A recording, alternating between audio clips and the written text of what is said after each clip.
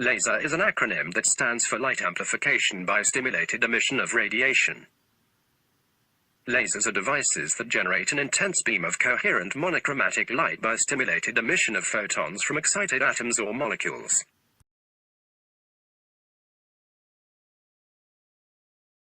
Lasers differ from other light sources because they emit light that is all of one coherent wavelength and is directional. Due to its nature, laser light can be very narrow and travel very far. Lasers also produce light that is all of one color because all the photons are of the same wavelength. Lasers have become essential to daily life and are used in many aspects, ranging from the lasers that scan barcodes at local stores to lasers used in eye corrective surgery. The theory behind lasers can be traced back to Einstein's quantum theory of radiation, proposed in 1905, which was developed using Max Planck's quantum theory as a basis. In order to create a coherent light that is definitive of lasers, photons must be emitted that are identical and in phase with each other. This is done by stimulated emission. In stimulated emission, photons interact with electrons in specific excited energy levels to bring electrons to the ground state, which releases photons of the same wavelength as the one that stimulated it. In lasers, this process is repeated to create a surge of coherent photons. How do lasers work?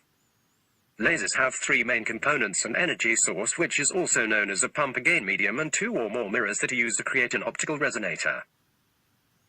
One of the most important aspects of laser operation is the process of light stimulation.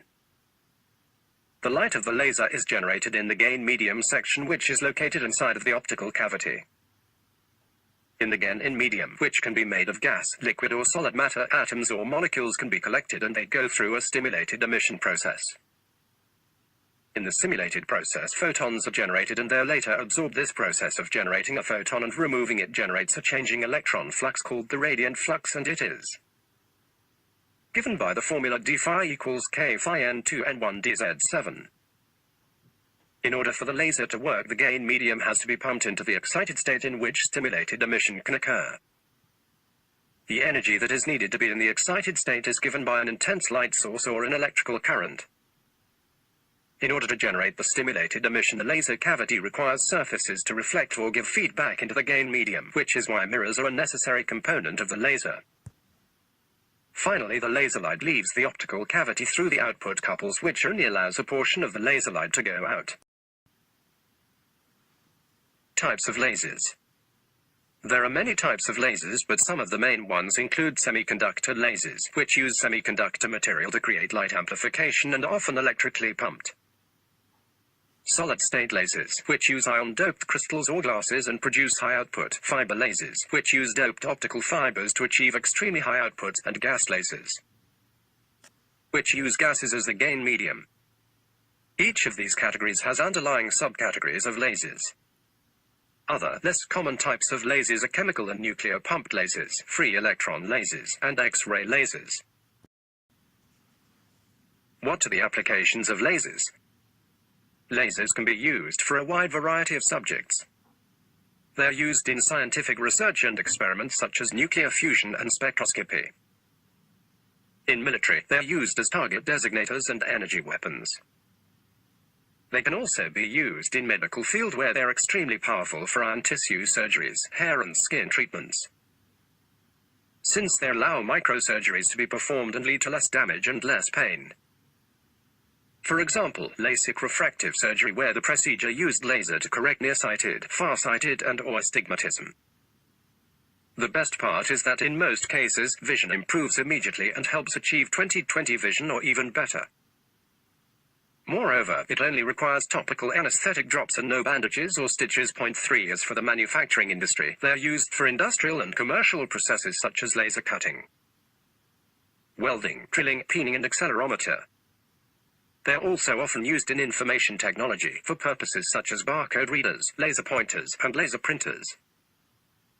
You'll be amazed to know that even the ripped jeans or faded jeans, which are highly in trend right now, are created with help of lasers. Laser accelerometer is a laser light with two beams to detect small amount of movement by analyzing changes in intensity, which is used in our smartphones and other tech devices for guidance and Navigation. Point 4. Lasers are used everywhere around us, from medicine, surgery, health, war machines, guns, tanks and robotics. The 2018 Nobel Prize for Physics was awarded to the research being conducted on chirped lasers. The prize was divided into two. The first half was awarded to Arthur Ashkin, who worked on the early development of optical tweezers while at Bell Laboratories, while the second half was given to Gerard Moreau and Donna Strickland's method of generating high-intensity ultra-short optical pulses. Historically, mode locking and Q switching increased the peak levels of lasers to increase energy output of these lasers using gain mediums. What halted the acceleration of research was the issue that at high amounts of power, the light could change the properties of the gain medium material. This was called nonlinear optical effects, and this resulted in non-uniform peaks which disturbed light pathways and would make the light waves cancel each other out. In reality, it was just assumed that the gain medium was at fault. As a result, companies just used bigger gain mediums to withstand the power.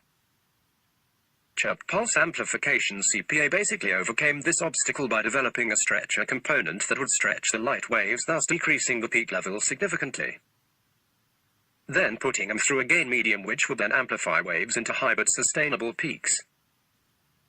With this new wider wavelength, the compressor could then compress the waves into ridiculously high peaks of energy. To put in this perspective, these lasers are stronger than ones used in laser cutting, tattoo removal, surgery, etc. These 1-watt energy inputs produce 15 million billion more power. Applications are being discussed but include cheaper industry accelerators because CPA produce the same amount of energy in a much smaller spatial radius.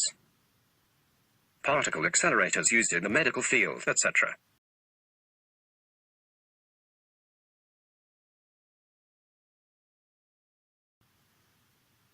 A company called No Needles Venipuncture is looking to replace needles with lasers for blood collection. The procedure involves no pain, and it will also lower contamination and infection. There is another project called the Dream of Unlimited Energy, which plans to send satellites into the Earth's orbit which will power a large laser using sunlight. Later, the laser will direct a beam back to Earth, where the beam of energy will be collected and converted into electricity. This will be one of the biggest achievements, as we would have unlimited source of electricity. With the rise of self-driving cars, there is a trend with the use of lasers to monitor any upcoming collisions.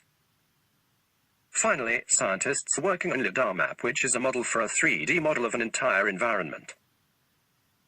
Companies like Tesla and others are investing into this research to further enhance the self-driving motor vehicles, and in no time we should expect to see cars who drive us to places smarter than us, just like today's smartphones, who are sometimes one step ahead of us positively or negatively.